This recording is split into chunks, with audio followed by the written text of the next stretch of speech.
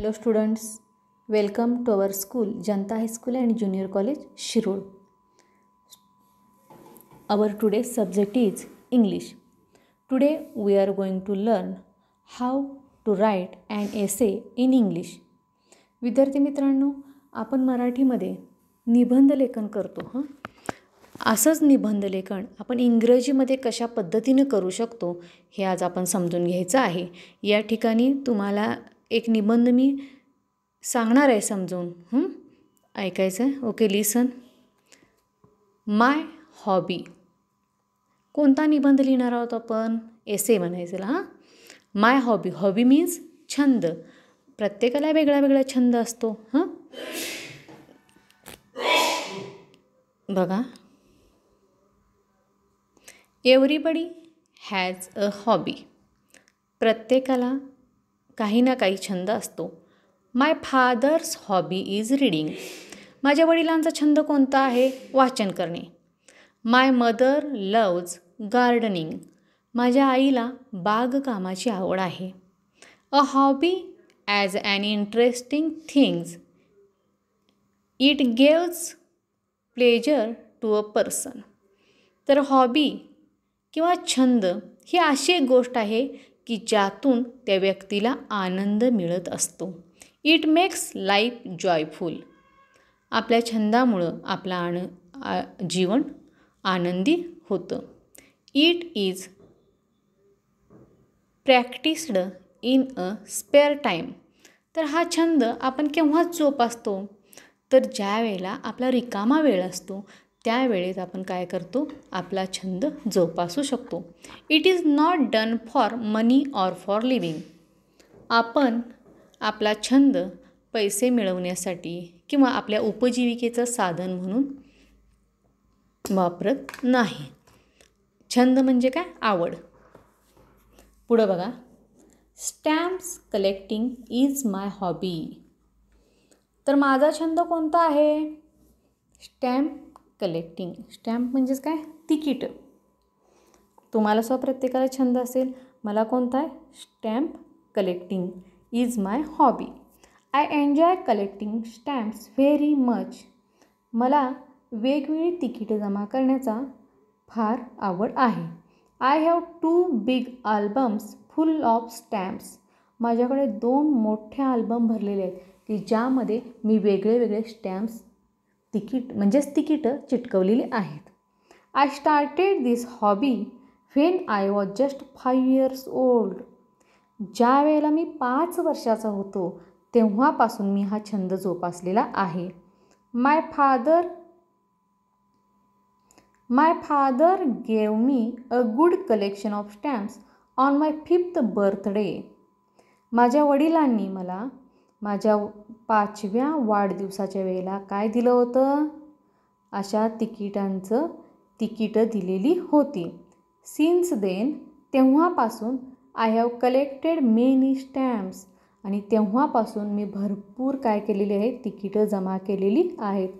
A few of them are really rare stamps. आणि त्यामधले काही स्टॅम्प्स कसे आहेत? रेअर मीन्स दुर्मिळ. अगदी दुर्मिळ आहेत असे स्टॅम्प्स माझ्याकडे आहेत. पुढं बघा, I have stamps of many countries. माझ्याकडं वेगवेगळ्या भरपूर देशांच्या मधले स्टॅम्प्स आहेत. They are from America, South Africa, England, Germany, Russia, China, Malaysia, Sri Lanka, Nepal, Arab countries, India etcetera. तर माझ्याजवळ कोणत्या कोणत्या देशांच्या मधले स्टॅम्प्स आहेत? तर बघा, America, South Africa, England, Germany, Russia, China, Malaysia, Sri Lanka, Nepal, Arab देश आणि भारत या देशांच्या मधले स्टॅम्प्स माझ्याकडे आहेत. But the stamps of India form the largest group. पण भारताची जी तिकीट आहेत, जे स्टॅम्प्स आहेत ते माझ्याकडं मोठ्या प्रमाणावर आहेत, जास्त संख्येने आहेत. My friends give me stamps. बघा, माझे मित्र मला काय करतात? स्टॅम्प्स देतात. I exchange stamps with them. My aunt lives in America. माझी काकी काय करते? अमेरिकेमध्ये राहते. She sends me stamps from there. आणि तीसुद्धा काय करते, मला तिथून स्टॅम्प्स पाठवते. The stamps are very beautiful and colourful. हे स्टॅम्प्स कसे आहेत, सुंदर आणि रंगीत आहेत. They tell the stories of their respective countries. With their help I can easily learn history, geography and culture of their nations. तर ह्या स्टॅम्प्सद्वारे मला काय कळतं, त्या देशाची इतिहास, भौगोलिक परिस्थिती आणि तिथली संस्कृती याचं ज्ञान होतं. I spend my spare time in arranging and studying these stamps. ज्याला मला रिकामा वेळ असतो त्याला मी काय करतो, तर हे स्टॅम्प्स व्यवस्थित लावणे, त्यांचा अभ्यास करणे, त्यांची माहिती जाणून घेणे हे काम करतो. My mother helps me in this matter. आणि माझी आई मला ह्या कामात मदत करते. I spend my pocket money in collecting stamps. तर पॉकेट मनी म्हणजे काय, आपले आई बाबा आपल्याला जे खर्चाला पैसे देतात ते. तर हे जे पैसे असतात ते मी कशासाठी खर्च करतो, तर स्टॅम्प्स एकत्रित करण्यासाठी, स्टॅम्पचं कलेक्शन करण्यासाठी मी खर्च करतो. Whenever there is an exhibition of stamps in the town. जेव्हा जेव्हा आमच्या शहरामध्ये अशा स्टॅम्प्सचं प्रदर्शन भरलेलं असतं, I visit you with my father. त्यावेळेला मी काय करतो, माझ्या वडिलांच्याबरोबर त्या प्रदर्शनाला भेट देतो. There is much crowd in these exhibitions. अशा प्रदर्शनांच्यामध्ये भरपूर गर्दी असते. It is very interesting and educative. आणि हे कसं आनंद देणारं आणि त्याचबरोबर आपल्याला ज्ञान देणारं अशी गोष्ट आहे. To visit such as exhibition. तर अशा प्रदर्शनामध्ये भाग घेतल्यामुळं किंवा त्यांना भेट दिल्यामुळं आपल्याला आनंद मिळतो, त्याचबरोबर आपल्या ज्ञानामध्ये भर पडते. तर विद्यार्थी मित्रांनो, या ठिकाणी मी तुम्हाला हा निबंध समजून सांगितला, माय हॉबी. तर यामध्ये मी काय सांगितलं की स्टॅम्प्स कलेक्शन ही माझी हॉबी आहे. तर तुमची प्रत्येकाची हॉबी वेगळी असणार आहे, बरोबर आहे.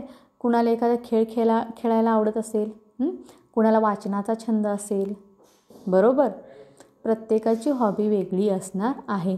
काही तुम्हाला मुलांना आपल्या किल्ल्यांची माहिती जमा करणं याची आवड असेल, तर आपली जी हॉबी आहे त्याची माहिती तुम्ही काय करायची आहे, लिहायची आहे. मग ती कोणतीही असू दे, तुमची आवड कोणतीही असू शकते. आणि निबंध लिहिताना सोपी सोपी वाक्य आपल्याला जशी शक्य आहे तशी लिहायची. पण तुम्ही तुमचा निबंध लिहिण्यापूर्वी हा निबंध लिहायचा आहे. आणि तुमचा मग घरचा अभ्यासाचा काय असणार आहे, हा निबंध लिहायचा आणि त्याचबरोबर तुमचा स्वतःचा निबंध माय हॉबी हा लिहायचा आहे. Okay, thank you friends.